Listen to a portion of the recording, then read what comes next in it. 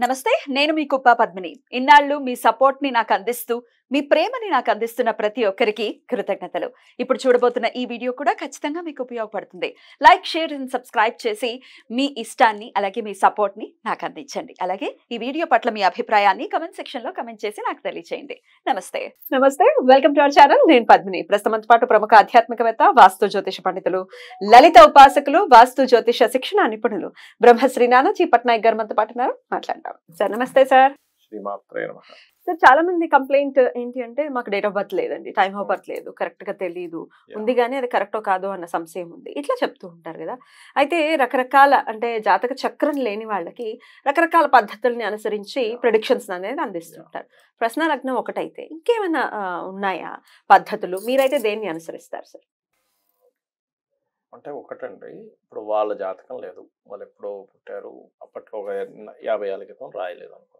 వాళ్ళ పిల్లల జాతకం తీసుకొని అందులో నుంచి మనం కొంత ముందుకు వెళ్ళొచ్చు. ఇప్పుడు తండ్రి లేదా తల్లి గురించి తెలుసుకుందాం అనుకుంటున్నారు ఉదాహరణ ఇతని తండ్రిది తల్లిది లేదు బట్ ఈ పిల్లడి జాతకం ఉంది వాళ్ళు ఫస్ట్ సంతానం తీసుకుంటాం తీసుకొని దాన్ని బట్టి వాళ్ళకి వచ్చే ప్రాబ్లమ్ కి సొల్యూషన్ ఏంటంటే మనం దాన్ని బట్టి తీసుకోవచ్చు ఎందుకంటే 9వ స్థానం తండ్రి 9వ స్థానాన్ని లగ్నంగా తీసుకొని అక్కడి నుంచి క్యాల్కులేట్ చేస్తాం అనమాట. తల్లి 4వ స్థానం నుంచి సహోదరుడు 3వ స్థానం నుంచి ఆ రకంగా ఉంటుంది అట్లా. ఇంకా రెండవది అసలు వాళ్ళకి అసలు జాతకమే రాయలేదు అసలు పర్టికులర్ గా పర్సనే వచ్చాడు ఇంకా పెళ్లి అవ్వలేదు పిల్లలు లేరు ఎవరు లేరు అప్పుడు ప్రశ్న అంటాం అంటే వాళ్ళు వచ్చిన సమయాన్ని బట్టి మనం అప్పుడుండే లగ్నాన్ని తీసుకొని దాని గురించి క్యాలిక్యులేషన్ చేసి కొన్ని ప్రశ్నలు వేస్తాం ఫస్ట్. అంటే వాళ్ళు వచ్చినటువంటి వాళ్ళు అడుగుతున్నటువంటిది ఏదైతే ఉందో వాళ్ళు వచ్చిన సమయం ఏదైతే ఉందో మ్యాచ్ అవుతుందా లేదా అంటే 2-3 క్వశ్చన్స్ అంటే అట్లాగా బాబు నీకు ఈ సంవత్సరంలో ఇది జరిగిందా ఈ ప్రశ్నకి మ్యాచ్ అవుతుందా లేదా చూస్తాం. ఎస్ అవునండి నాకు పలానా సంవత్సరంలో నేను ఇబ్బంది పడ్డాను ఫైన్ లేదా నీకు ఎడ్యుకేషన్ బ్రేక్ అవ్వడం ఇట్లా కొన్ని ఉంటాయన్నమాట. ఫర్ ఎగ్జాంపుల్ చెప్పండి సార్ ఇప్పుడు ఆయన అడిగిన ప్రశ్న ఏ కుజహోరలోనో అడిగారు అదే పోనీ కుజ లగ్నం అంటే వృశ్చిక లగ్నం కానీ మేష లగ్నంలో కానీ అడిగారు అప్పుడు ఎట్లాంటి డౌట్స్ తో వాళ్ళు వచ్చినారు ఇప్పుడున్న ప్రశ్న తీసుకుందాం బహుశా ఇప్పుడు వృశ్చికంలో అడిగారు అనుకున్నాం ఇప్పుడు కుజుడు ఎక్కడ ఉన్నాడు నీచంలో ఉన్నాడు నీచంలో ఉన్నాడు అప్పుడు ఫస్ట్ అడగాల్సిన ప్రశ్న ఏమిటి బాబు నువ్వు హైయర్ ఎడ్యుకేషన్ కి వెళ్దాం అనుకుని మిస్ అయింది కదా బికాస్ ఆఫ్ 9,000 హైయర్ ఎడ్యుకేషన్. అలాగే మీ తల్లిదండ్రులు ఇద్దరు కూడా బాగా ఇబ్బంది పడ్డారు ఎందుకు అంటే లగ్నం నుంచి 4వ స్థానంలో శని ఉన్నాడు భాగ్యంలో కుజుడు ఉన్నాడు అంటే తల్లిదండ్రి కారక స్థానాలు 2 పాపగ్రహాలతో స్ట్రెస్ అయి ఉన్నాయి. అవునండి మా మదర్ అండ్ ఫాదర్ చాలా ఇబ్బంది పడ్డారు లైఫ్ లో అని చెప్తాడు. అవుతాయి 100% అవుతాయి మ్యాచ్ అందులో డౌట్ ఏం లేదు. ఒకటేనండి శాస్త్రం 100% ఉంది మనం చూడడంలో ఎక్కడో తప్పిదం జరుగుతుంది శాస్త్రజ్ఞుడు కరెక్ట్ గా చూస్తాడు. అండ్ అలాగే ఇది హోరా ఉంటుంది మళ్ళీ హోరా అంటే ఇప్పుడున్న హోరాని బట్టి క్యాలిక్యులేట్ చేసుకొని చెప్తాం. ఇప్పుడుండే హోరాకి సంబంధించినవే వస్తారు చాలా మటుకు ప్రాబ్లం అదే ఉంటుంది అదొకటి పద్ధతి. ఇక ఇంకోటి ఏంటంటే నిమిత్తము అంటాం అంటే వాళ్ళు అడిగిన ప్రశ్నకి చుట్టూ ఉండే పరిసరాలు ఎలా ఉన్నాయి అనే దాని మీద ఆధారపడి ఉంటుంది. అంటే చిన్న ఎగ్జాంపుల్ చెప్పాలంటే మొన్న ఒకతను ఒక ప్రశ్న అడిగాడు ఏంటంటే ఏమిటంటే నాకు ఏమీ అసలు ఏది ఫ్రూట్ఫుల్ అవ్వట్లేదు అని. అప్పుడు నేను ఇలా కూర్చొని ఉండగా చూస్తే ఒక గోడకి పెయింటింగ్ ఉంది మొత్తం ఏమంటారు చెట్లు చెట్లకు సంబంధించిన పెయింటింగ్ ఉంది మొత్తం కానీ ఒక్కదాని కూడా పండు లేదు ఉంది.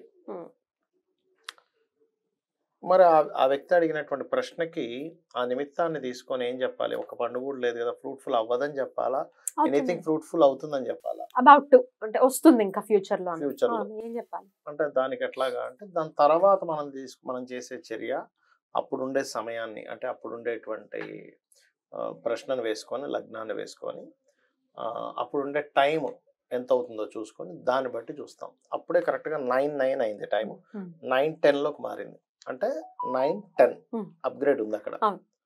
ఓకే అసెండింగ్ ఆర్డర్ లో వచ్చింది ఓకే 9:10. నెక్స్ట్ నేను చెయ్యబోయేది ఏం చేయబోతున్నానంటే పూజలోకి వెళ్ళబోతూ పూజలో ఫలాలు పెట్టబోతున్నా భగవంతుడికి అమ్మవారికి ఒక దానిమ్మ పండు ఒక జామ పండు ఇట్లా కొన్ని ఫ్రూట్స్ పెట్టి పూజ చేసుకుందాం స్టార్ట్ అవుతున్నా. సో నెక్స్ట్ ఈజ్ ఒక ఫ్రూట్ రిలేటెడ్ సంబంధించింది ఏదో కర్రీ జరగబోతుంది. ఏం చేయబోతున్నా, పూజ చేయబోతున్నా, అంటే ఒక ఒక జపం అయితే చేయబోతున్నా. అంటే ఒక దీనివల్ల ఆ ఫ్రూట్ కూడా నా ఉద్దేశం ఏంటంటే, ఆ ఫ్రూట్ పెట్టి జపం చేసుకున్న తర్వాత అదే ఫ్రూట్‌ని నివేదంగా నేను తీసుకుందాం అనుకుంటున్నా.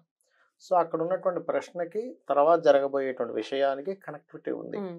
సో, నేను ఇచ్చిన ఆన్సర్ ఏంటంటే, బాబు ఇప్పుడు పరిస్థితి బాలేదు. బట్ నువ్వు గనక ప్రారంభం చేసినట్లయితే 100% దీనికి ఫలితం ఉంది. అలా కాకుండా ఉదాహరణకి ఇప్పుడు అక్కడ అది జరిగింది. నేను ఎవరినో పంపించాను. పళ్ళు తెమ్మని పంపించాను ఉదాహరణకి. అంటే సేమ్ ప్యాటర్న్ ఇంకో దానికి వెళ్దాం. అతను ఫోన్ చేశాడు. మా అబ్బాయిని ఎవరినో పంపించాను. అరే దేవుడికి నైవేద్యం పెట్టాలి. నేను పొద్దున్న తెచ్చుకోవడం మర్చిపోయాను. ఇంటి నుంచి వచ్చేటప్పుడు నువ్వు వెళ్ళి తీసుకురా అని పంపించాను. వాడు వెనక్కి వచ్చేసాడు. నాన్నగారు లేవు, షాప్ బంద్ అయిపోయిందని చెప్పాడు. దెన్ అంతే లేదు, అయితే ఫ్రూట్ఫుల్ అయ్యే పరిస్థితి ఇప్పట్లో లేదు. అట్లా నిమిత్తాన్ని వాడి చెప్తాను బాబాయ్. బట్ దీనికి చాలా బ్రెయిన్ ని వాడాల్సి అంటే చాలా ఇది నిమిత్తం ఎప్పుడు మన మీద పనిచేస్తుంది అంటే ప్రకృతితో ప్యూర్ గా ఉంటే పనిచేస్తుంది. ప్యూర్ గా ఉండడం అంటే హార్ట్ఫుల్ గా ప్యూర్ గా ఉండాలి, ఆలోచన విధానంలో ప్యూర్ గా ఉండాలి. అవతల వాళ్ళు చెప్పేది ప్రతిదీ మనం యాక్సెప్ట్ చేయగలగాలి. వాళ్ళ మాటల్ని, వాళ్ళ విధానాన్ని జస్ట్ అలా అంటే నువ్వేది కూడా ఇది అవ్వాలని పట్టుకొని కూర్చోకూడదు, ఇలా ఉండాలని పట్టుకొని కూర్చోకూడదు. ఎస్, అవతల వాళ్ళు చెప్పేది అంతా వింటూ జస్ట్ అట్లా యాక్సెప్టెన్స్ అలా చేస్తున్నారు అంతే. అప్పుడు ప్రకృతి మీకు కరెక్ట్ ఆన్సర్ ఇస్తుంది. అదర్వైజ్ అలాగే ముఖాన్ని చూసి చెప్పేవాళ్ళు ఉంటారు, మీకు తెలిసే ఉంటుంది. ముఖం చూసి చెప్పేస్తున్నారండి అంటారు. వాళ్ళు ఫేస్ రీడింగ్ అంటారు. వాళ్ళు ఎలా చెప్తారు అంటే దీన్ని నవగ్రహాలకు ఆపాదిస్తారు ఈ ఫేస్ ని. అంటే ఎట్లాగా దీన్ని బుధుడు, చెవులు నుదురు బుధుడుగా తీసుకుంటారు. ఇవి బాగా ఉన్నాయి, రైట్, నువ్వు వ్యాపారంలో బాగా కలిసి వస్తుంది అని చెప్పేస్తారు. ఇట్లా చెవులు ఇలా ఎలిఫెంట్ బాగా తెలివైన వ్యక్తివి నువ్వు వ్యాపారంలో బాగా కలిసి వస్తుందని చెప్తారు. నుదురు చాలా పెద్దగా ఉండి ఇలా ఉందంటే. అలా కాదు, కొంతమందికి చూడండి భూముల ద్వారా ఇబ్బంది పడ్డము, కలిసి రాకపోవడం ఇట్లా జరిగింది, లేకపోతే మీ ఫాదర్ ఆస్తిని పోగొట్టుకున్నాడు ఇవన్నీ చెప్తారు. కొంతమంది చూసి ఐబ్రోస్ చూసి చెప్తారు. ఐబ్రోస్ ఏదైనా డిస్టర్బ్ అయ్యాయి, లేదా ఐబ్రోస్ చాలా బాగున్నాయి బాబు, నువ్వు ఫ్యూచర్ లో మంచి ల్యాండ్స్ కొంటావని చెప్తారు. అలా కాకుండా అంటే ఐబ్రోస్ ఎవరు సార్, ఏ గ్రహం? కుజుడు, మార్స్ అన్నమాట. మార్స్ ల్యాండ్స్ కారకుడు. అలా కాకుండా కళ్ళకి సరిగ్గా లేదు వాళ్ళ కళ్ళు సంబంధించినవి, అప్పుడు ఏం చెప్తారంటే బాబు నీకు మానసికంగా ఇబ్బంది ఉంటుంది, సంథింగ్ ఎప్పుడు ఏదో ఒక దృష్టి నీకు తగులుతుంది కదా అని చెప్తారు. చంద్రుడు కామన్ గా జరుగుతుంటాయి కదా, అందరికీ జరగాలంటాయి. అవును సార్ నాకు ప్రతిదీ దృష్టి జరుగుతుందండి అంటారు. ఎందుకంటే sun and moon. Sun and moon కళ్ళ కుడి కన్ను సన్ను, ఎడం కన్ను మూన్. మెల్లగానే ఉంటుంది కదా సార్ కొంత. మెల్లకన్ను ఉంటుంది. మెల్లకన్ను ఉన్నప్పుడు ఏంటంటే వాళ్ళకి ఆకస్మికంగా కొన్ని లైఫ్ లో కొన్ని కలిసి వస్తాయని చెప్పారు. Good sign. Good sign, right. అట్లాగే కొంతమందికి బుగ్గలు చాలా బాగున్నాయి అంటే వాళ్ళకి చెప్పేది ఏం చెప్తారంటే ఫేస్ రీడింగ్ చేసేవాళ్ళు దిస్ ఇస్ ద వీనస్, అంటే వీనస్ బాగున్నాడు, వాళ్ళ చార్ట్ లో వీనస్ బాగుంటేనే బుగ్గలు బాగుంటాయి, సింపుల్. అప్పుడు ఏం చెప్తారంటే బాబు నువ్వు ఖచ్చితంగా ఇప్పుడు ఎన్ని కష్టాలు పడుతున్నా నువ్వు లైఫ్ లో ఒక లగ్జరీ లైఫ్ అనుభవిస్తావు అని చెప్తారు. అంటే ప్రతి ఒక్కరికి ఒక ఒక ఇది ఇవ్వాలి కదా అక్కడ, సంథింగ్ అట్రాక్టివ్ ఉంటుంది. అట్లాగే ముక్కు అంటే జూపిటర్, అంటే నీకు ఒక మంచి గురువు దొరుకుతాడు, నువ్వు ఆధ్యాత్మికంగా బాగా ఎదుగుతావు ముక్కును చూసి. అలాగే నువ్వు ఒక మంచి గైడర్, నువ్వు నీ వల్ల ఒక మంచి కొంతమందికి మంచి జరగనుంది ఇట్లా చెప్తారు. ముక్కు పాడైంది ఉదాహరణకి వాళ్ళకి, సంథింగ్ ఏదో ఘాటు పడింది, సంథింగ్ బండ ముక్కులు అంటే చెప్తున్నా బండ ముక్కు కాదు అంటే చెప్తున్నా అర్థం అవ్వాలి కదా సార్. రెండు రకాలు ఉంటుంది ఇక్కడ. బండ ముక్కు, పెద్ద ముక్కు ఉంటే సమ్ టైమ్స్ వాళ్ళు పెద్ద కోటీశ్వరులు కూడా అవుతారు. అంటే ప్రామినెంట్ గా ముక్కే కనబడుతుంది, ఏంటంటే కొంచెం సూదిగా కూడా ఉండాలి, సూదిగా ఉండాలి అంటే అప్పుడు ఇంకా బాగా ఇది అవుతారు. ఒక్కొక్కసారి కొన్ని మొహాల్లో ముక్కే ప్రధానంగా కనబడుతుంది. అట్లా అంటే జూపిటర్ సైన్ గా తీసుకొని ఇప్పుడు ముక్కు పాడైంది సంథింగ్, అప్పుడు వాళ్ళు కొన్ని కొన్ని అంటే పూర్వజన్మల్లో దానికి ముఖాన్ని చూసి చెప్పేవాళ్ళు ఏం చెప్తారంటే దేవతా శాపం ఉందని చెప్తారు. బికాస్ ఆఫ్ జూపిటర్ ఇస్ దేవతా సంబంధించిన విషయాలు చెప్పేది. అలా ఒక్కొక్కటి, ఇప్పుడు నోరు ఉంది, పెదాలు ఉన్నాయి, పెదాల యొక్క దీన్ని బట్టి వీళ్ళకి కాలం ఎలా కలిసి రాబోతుంది అనే దాని మీద ఉంటుంది. ఏ గ్రహాన్ని? రాహు గ్రహం. అండ్ హెయిర్ ని బట్టి కేతువుని శనిని క్యాలిక్యులేట్ చేస్తారు. అట్లా హెయిర్ మాటిమాటికి ఊడిపోతుంది, వీళ్ళ హెయిర్ అంత హెల్దీగా లేదు అంటే సంథింగ్ వీళ్ళు మెంటల్లీ డిస్టర్బ్ ఉన్నారని, లేకపోతే ఇంకా తెలుసుకోవాల్సినంత తెలుసుకోలేకపోతున్నారు, ఇట్లా కొన్ని ఉంటాయి. గడ్డం శాటర్న్, అంటే వీళ్ళ కర్మ మంచి కర్మలు చేశారా లేదా, వీళ్ళ కర్మ ఎట్లా ఉంది, వీళ్ళ కర్మ బాగుంది, గడ్డం మంచి గడ్డం ఉంటుంది. అంటే బయట ఉండే హెయిర్ అని కాదు, గడ్డం చిన్ చిన్న ఏదైతే ఉందో అది వాళ్ళ సాటర్న్ ని ఇది చూస్తుంది. సార్ కొంతమందికి చిన్ కి సొట్టు ఉంటుంది, చాలా అందంగా ఉంటారు వాళ్ళు. అందంగా యాక్చువల్ గా ఉంటుంది. అదే అంటే డిఫెక్ట్. వాళ్ళకి వీనస్ అండ్ సాటర్న్ కలయిక ఉందని అర్థం అనమాట. ఇప్పుడు పవన్ కళ్యాణ్ గారికి ఇక్కడ సొట్టు ఉంటుంది, వీనస్ అండ్ సాటర్న్ కలయిక అది చాలా అందంగా కూడా ఉంటుంది. అందంగా ఉంటుంది. సో అట్లా డింపుల్స్ అది కూడా డిఫెక్ట్ యాక్చువల్ గా. డిఫెక్ట్ అని కాదు, అది ఒక అందం.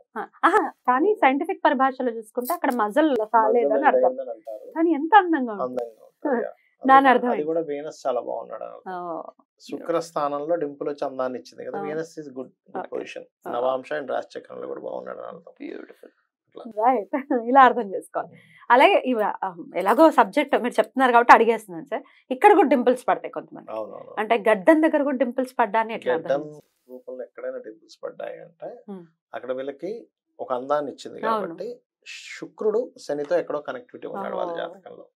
అలా చూసుకుంటాం. అట్లా తీసుకొని ఆ పర్టికులర్ అంశాన్ని ఆ రోజు ఉన్న వారాన్ని వాళ్ళు వచ్చిన సమయాన్ని ముఖాన్ని చూసి క్యాలిక్యులేట్ చేసి చెప్తారు. అప్పుడు చెప్తారు.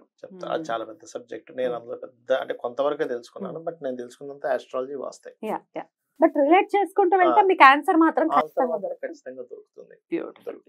చాలా అద్భుతంగా వివరించారు సార్. ఇన్ని ప్రత్యామ్నాయాలు ఉన్నాయి, టెన్షన్ పడిపోతుంటారు. డేటు టైం పర్ఫెక్ట్ గా ఉండాలి, లేదు లేదు లేదు అని ఒక ఎంత బాధపడుతూ ఉంటారు.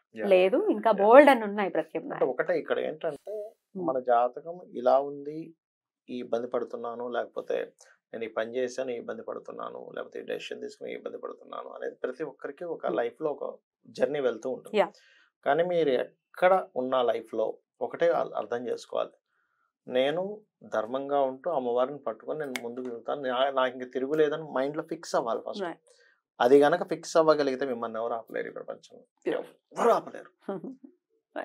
అది ఎట్లా అంటే బయటకి కాదు, సబ్ కాన్షియస్ గా అది ఎంత నమ్మకం ఉండాలంటే భగవంతుడి మీద. ఎగ్జాంపుల్ పూజ చేస్తున్నాం అనుకోండి, అగరబత్తులు ఘనం అయిపోయాయి, వెంటనే అగరబత్తి చల్లిన భగవంతుడు అక్కడ ఉన్నాడు, అయ్యో ఏంటి ఆవిడకి అతనికి అమ్మవారికి ధూపం వెళ్ళట్లేదు అంటే ఇది ఉండాలి, ఉన్నాడు అని త్రికరణ శుద్ధిగా నమ్మాలి. ఉన్నాడు అంటే నమ్మడం ఉన్నాడండి. విచిత్రం ఏంటంటే మీరు కూర్చోగానే వెంటనే వస్తాడు ఆయన కూడా. మీరు కూర్చుంటాడు కదా పూజ గది కోసం, పూజలో కూర్చుంటారు కదా, శుక్లాం భరధరం అనగానే విఘ్నేశ్వరుడు ఫస్ట్ వచ్చేస్తాడు. అయ్యా నన్ను పిలిచేడి వస్తాడు. దాని తర్వాత మీరు ఒక్కొక్క దేవతని వస్తే వాళ్ళు వస్తారు, వాళ్ళు అందరికీ వస్తారు. ఈ విచిత్రం ఏంటంటే చిన్న పిల్లడు బొమ్మలాటలాగా అస్తమాను కోరికేనా ఆయన వస్తున్నాడు, ఎంత ఆనందం. మీరు ఆ మాట చెప్తేనే కళ్ళల్లో నుంచి నీళ్ళు అట్లా తిరిగే గిర్రలు స్వామి వస్తాడు అంటే అసలు అది ఎంత బ్యూటిఫుల్ థింగ్ అది. అద్భుతం సార్, చాలా బ్యూటిఫుల్ గా ఎక్స్ప్లెయిన్ చేశారు. Thank you so much sir. నమస్తే.